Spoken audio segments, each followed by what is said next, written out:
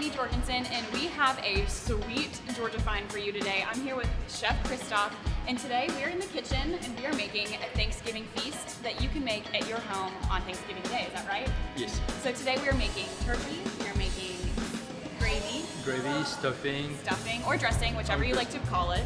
green bean casserole, mashed potato, and sweet mash. So we have a lot to do today, don't we? Yes. All right, let's get started. So first we're taking the turkey. We're going to put the stuff with all the vegetables. The reason why we put the vegetables in the turkey is to flavor the meat from inside and keep some moist Okay, inside. so you flavor the meat from the inside, and Yes. then you also glaze it to something on the outside. What we do is I like to keep it natural because for Thanksgiving a lot of things are going on. So salt, pepper, and olive oil. That we Keeping made it it simple. Yes. I love it. I love it. it. And with this meal kit, with the turkey, does it come just like this? People at Yes. home will receive You can- everything just like this? Yes, you can order it the whole turkey, or if you want to order it for one person, we set up everything like a kind of a TV tray where you get a little bit of everything that we're going to make today. So I personally like to remove the wishbone because it gets easier for later for the person who's going to carve the turkey this way. You can't be afraid to get your hands dirty with this. And to help the vegetables to stay inside, we're Tie going them to tie the legs together. This way, and you bring them back So together. you just wrap it around, Yes. and then tie them together. That's Then easy you do enough. it. We like to keep it easier. I mean, everything is about having a good time, Right. especially for Thanksgiving. So please enjoy it, make it as simple as possible. So we sprinkle the olive oil, some salt and pepper. We cut the vegetables. The reason why is we don't want necessarily to have the bottom of the turkey to touch the pan, so it Okay. doesn't burn. So we want the turkey just to rest on the vegetables. Yes, exactly. So we didn't stuff in here.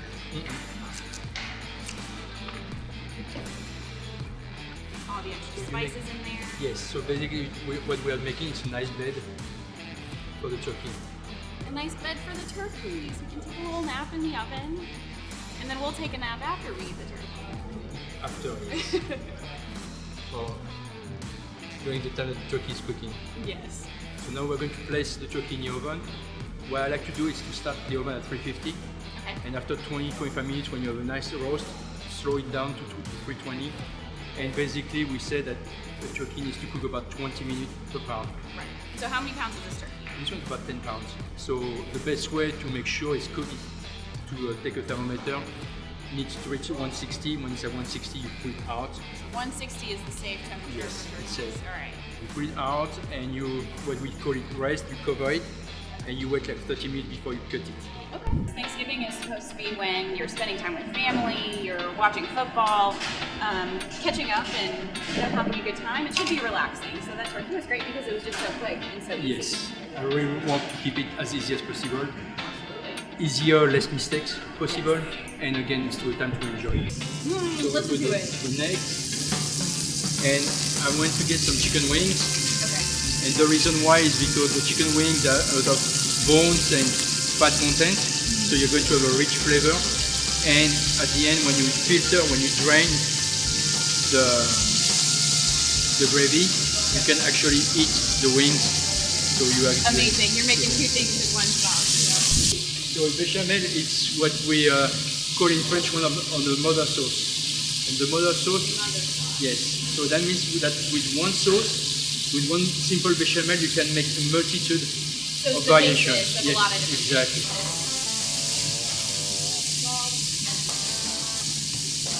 Do we need more than that, or is that Yeah, good? it should be fine.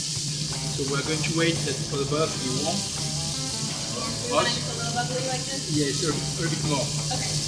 Where the water starts to come out in the water, the butter. But in butter you have about 85% of water. Okay, so we're just waiting for the water to Yes. evaporate. We add flour.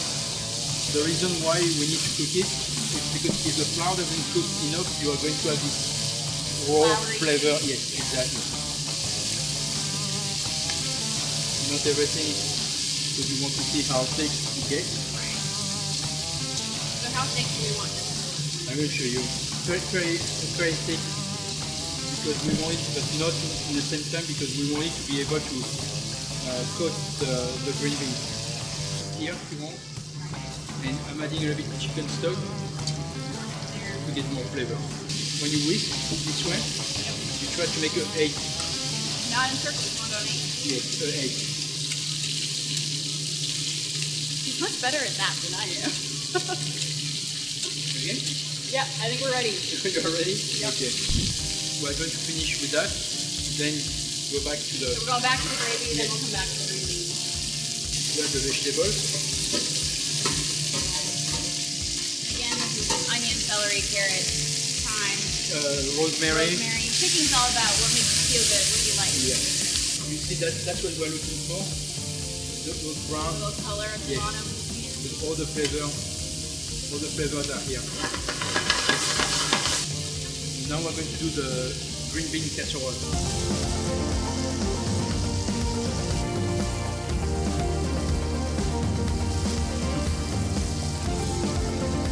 Yeah. You know how to make it. Like pancakes, right? You know how to do it? I can try. So the trick is to go underneath to do this movement. Yeah, a little scoop. Yes. So that's why you skillet have this shape, so you can push the ingredients at the bottom and you bring back. Okay.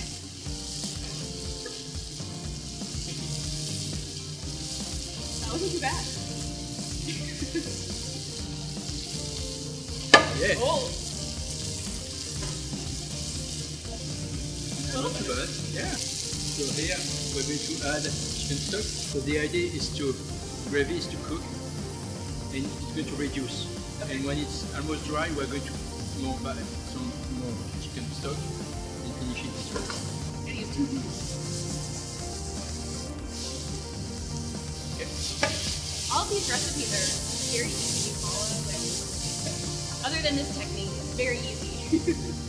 And you see, I add a bit olive oil as we go. We don't want it to get too dry. Yes, exactly. We want it to dry and we don't want it because it's going to be very hard. If we put too much oil at the beginning, I won't be able to remove it. Okay. So we add as we go a little bit so they don't burn. Not too much oil, but they don't burn either. So the green beans, we cook them in salty water. Okay. Drop them in ice water to cool them down and keep a nice color. And add as many as you want. I like green beans. Do you like green beans?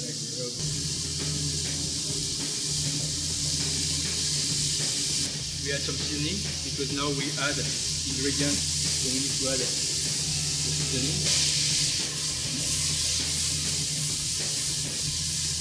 You're adding extra weight to my workout today. I think it's easier with more stuff in it. Now we're going to pour the bechamel in.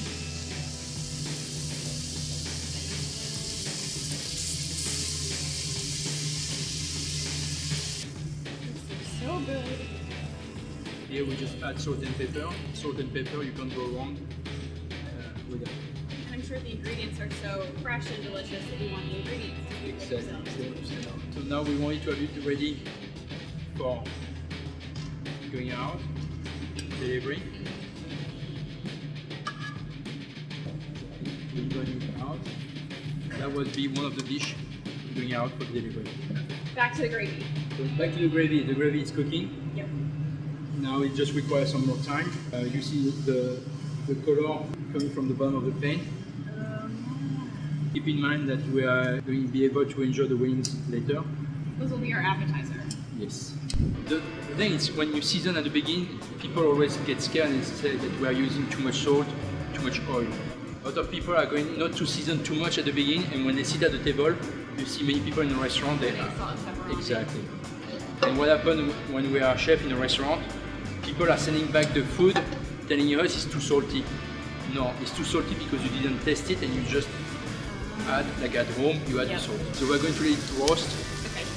And then add some chicken stock, add some cornbread, some cranberry, All the good things. all the things together. Okay? Yeah, you good. Yeah, this one. Oh. Don't stop. You got it now. What herbs do we have in So here? here we have thyme and rosemary. And the reason why is because we've been using thyme and rosemary everywhere else. Yes. So if you add, I mean, you could add sage, you can add whatever you want. Whatever kind of herbs It's up to you you, like? you're liking. I just like again to keep something simple, so we stay with thyme and rosemary. We start with that, we go along with that.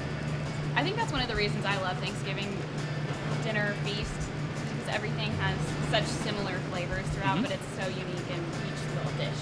And that's the great thing about dressing too, is that you can add the breadcrumbs, you can add pecans if you like pecans. Yes. In my house we have some nut allergies, so we don't add pecans to our dressing, but you can add cranberries, and you can make it any way that you like it. Exactly. Again, what we're showing here, it's just a guideline. It's a base. I want the vegetables to cook Slowly. very well, slowly, and they absorb all the chicken stock that they have. Here we have butter, milk, and cream. And you just melted it all together? Yeah, we made it together. We're going to bring it back to boil. Okay. I'm going to drain the potatoes. Potatoes cook in salty water. Yeah. Always Again, season everything. Season. So we put the potatoes in.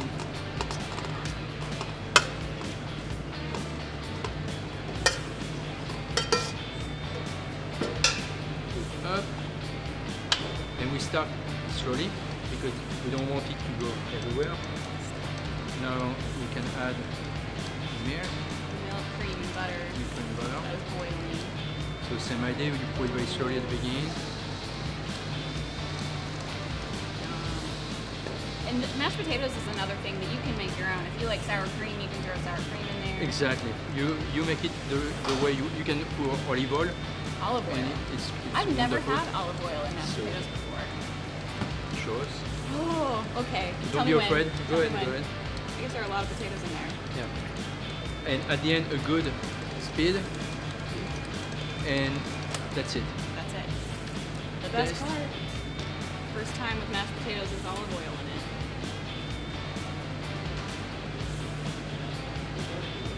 It's amazing.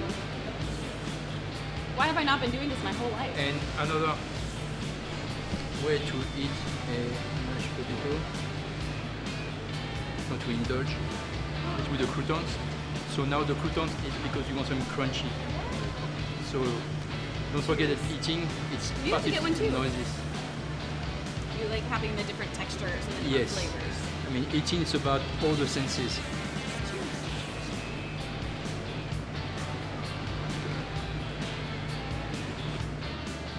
This is when the angels come out in the background.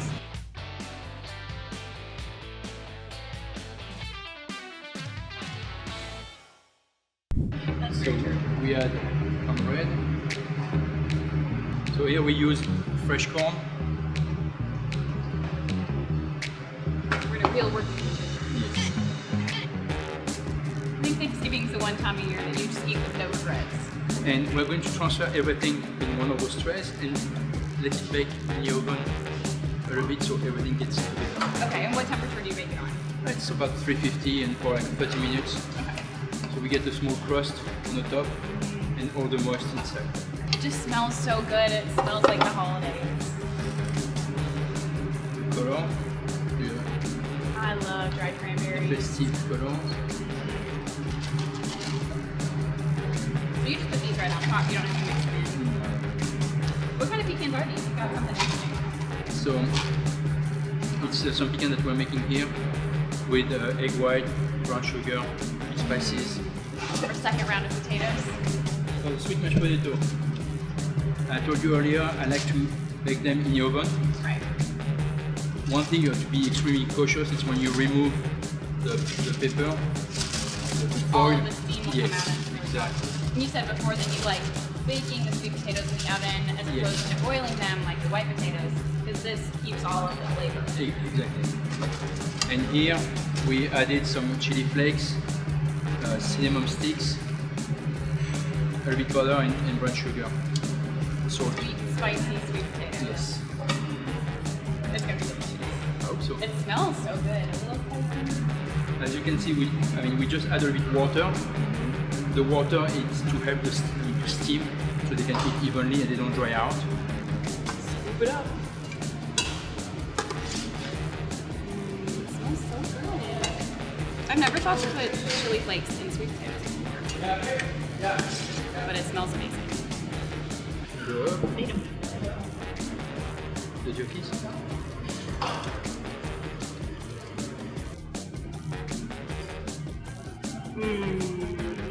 It's really good. The little spiciness in it makes it taste sweeter. Not too much? No, it's really good. Some extra juice.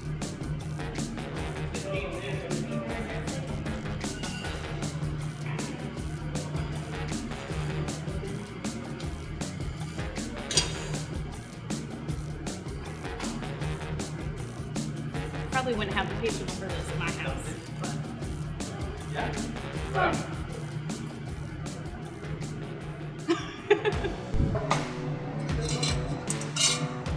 Ready? Everybody in here? So like we talked about before, the wings and the turkey necks that are in here, that's all just to flavor Yes. the liquid for the gravy. liquid and the That's gravy. our snack now. Yes. So I'm banging on the back of it because I want to keep the wings all together. If I didn't want to keep the wings, I would press it, Okay. smash it to get as much flavor as possible down. You want to be able to. I want to be able to eat the wings.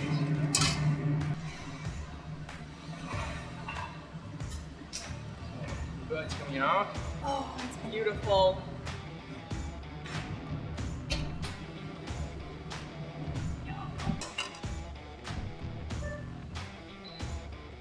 So this isn't technically basting, is it? Yes. It is. Okay. is basting. Even though it's not in the oven. I mean, certainly in the oven now. We're going from there to there? Yes. 1, 2, 2 up.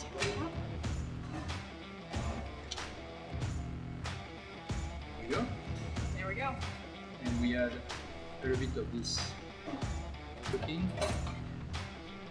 And you get home to reheat everything. It doesn't dry too much. Beautiful. It's okay? That's it. Yeah. Well, there you have it. There is the Thanksgiving feast. Thank you so much, Chef Christophe, for showing us how it's done. And if you live in the Atlanta area and are wishing to have Christophe cater your Thanksgiving, it could be anywhere from one order to As many as you want. as many as you want. You can place your order at www.christophstogo.com, and you can start placing your order now until Tuesday at midnight before Thanksgiving.